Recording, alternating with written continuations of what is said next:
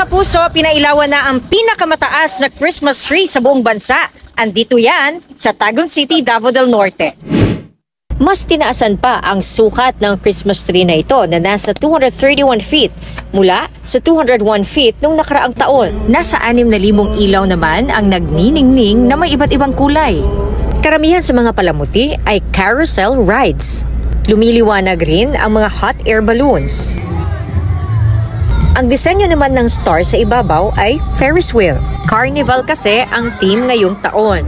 Kaya sa base ng Christmas tree, may mga carnival games kung saan pwede maglaro ang mga bata.